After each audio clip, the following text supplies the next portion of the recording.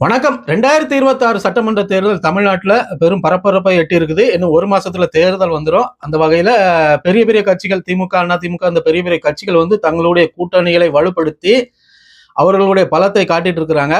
அந்த வகையில நாம் தமிழர் கட்சி வந்து தனியா போட்டியிடுது. இந்த தடவையும் 2026 தமிழ்நாடு சட்டமன்ற தேர்தலில் 234 தொகுதியிலும் தனியா தான் போட்டியிடுது. அதுல 50% இடஒதுக்கீடு பெண்களுக்கு அண்ணன் சீமான் அவர்கள் கொடுத்திருந்தாரு. இது எல்லாருக்குமே தெரியும், நீங்க எல்லாம் பார்த்திருப்பீங்க. அப்ப அந்த வகையில நாம் தமிழர் கட்சிக்கு வந்து தனியா போட்டியிடுறாங்க இல்லையா? ஆனா தானாக ஒரு சில அமைப்புகள் வந்து சேர்ந்து கொண்டுதான் இருக்கு. அவங்க யாரு அப்படின்னா, ராஷ்டிரிய உலமா கவுன்சில் தலைவர் மரியாதைக்குரிய அக்ரம் கான், மேலும் தமிழ்நாடு சுன்னத் ஜமாத் அமைப்பின் நிர்வாகிகள் இவர்கள் எல்லாம் நேற்று அண்ணன் சீமான் அவர்களை நாம் தமிழர் கட்சி அலுவலகத்துல வந்து சந்திச்சிருக்கிறாங்க. சந்தித்து இந்த தடவை நாங்க வந்து உங்களுக்கு ஆதரவாக செயல்படுவோம்.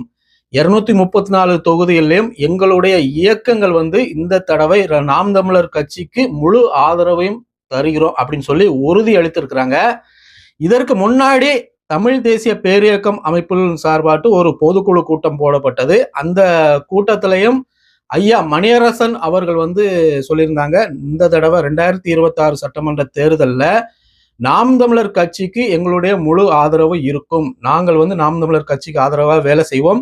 மக்களிடத்திலேயும் நாங்கள் வந்து நாம் தமிழர் கட்சிக்கு வாக்களிப்பதற்காக நாங்கள் எடுத்துரைப்போம் அப்படின்னு சொல்லியிருந்தாங்க.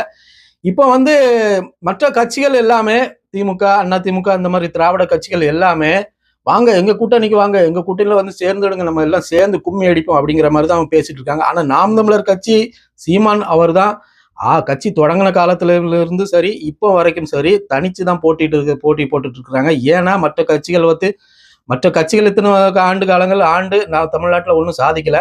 அந்த வகையில் அவர்களோட சேர்ந்து கூட்டணி வைத்தா நாமளும் திருடர்களாக மாறிவிடும் அப்படிங்கிற காரணத்துக்காக மக்கள் கூட மட்டும்தான் எங்களுடைய கூட்டணி அப்படின்னு சொல்லி நாம் தமிழர் கட்சி ஒருங்கிணைப்பாளர் சீமான் அவர்கள் வந்து உறுதியா சொல்லி இந்த தடவையும் தனியால் தான் போட்டி போட்டுட்டு இருக்காங்க. இருந்தாலும் நல்ல இயக்கங்கள், நல்ல எண்ணங்கள் கொண்ட தலைவர்கள், சின்ன சின்ன கட்சிகள் இருக்கிறாங்களே அவங்க வந்து சிந்திக்க ஆரம்பிச்சிருக்கிறாங்க.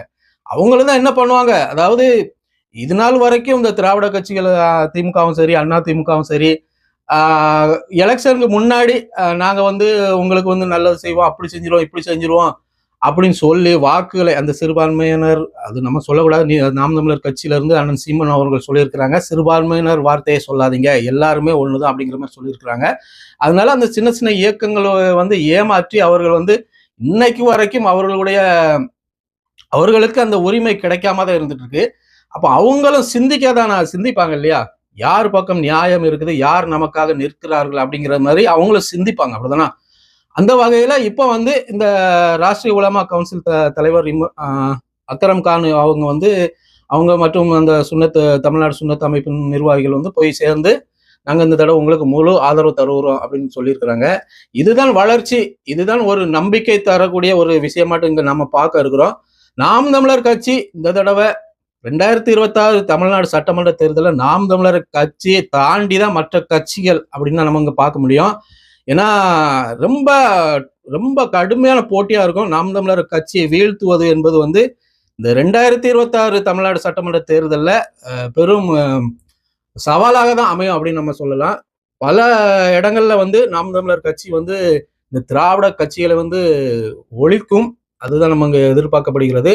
காரைக்குடியில கண்டிப்பா அண்ணன் சீமான் அவர்கள் வந்து வெற்றி வாகை சூடி சட்டமன்றத்துக்குள்ள போவார்.